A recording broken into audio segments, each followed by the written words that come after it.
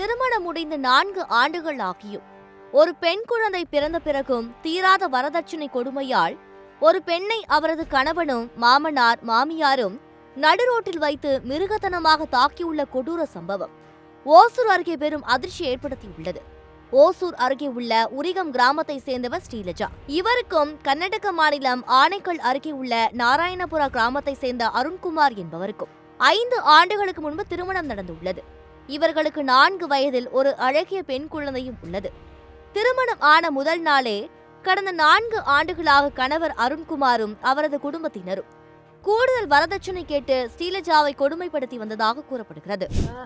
எங்க ஹஸ்பண்ட் பேர் அருண்குமார். கல்யாணம் ஆகி 5 வருஷம் ஆகுது. எங்களுக்கு டார்ச்சர் பண்றாங்க.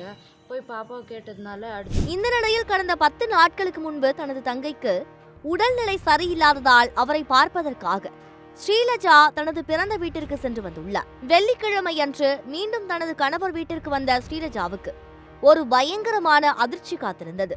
கணவர் வீட்டில் அவரை உள்ளே விட மறுத்து நடுரோட்டில் நிற்க வைத்து தகாத வார்த்தைகளால் திட்டியுள்ளனர். கோபம் தணியாத கணவர் அருண்குமார், மாமனார் சவுடப்பா, மாமியார் பிரபாவதி ஆகியோர் சேர்ந்து ஸ்ரீலஜாவை தடியால் அடித்து கால்களால் எட்டி உதைத்து தலைமுடியை பிடித்து தரதரவென வீதியில் இழுத்து சென்று மிக மிருகத்தனமாக தாக்கியுள்ளனர்.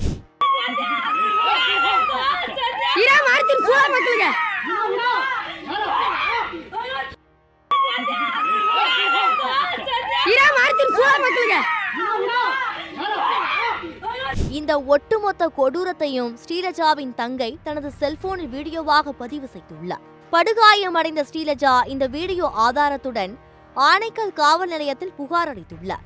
இந்த சம்பவம் குறித்து போலீசார் வழக்கு பதிவு செய்து தீவிர விசாரணை நடத்தி வருகின்றனர்.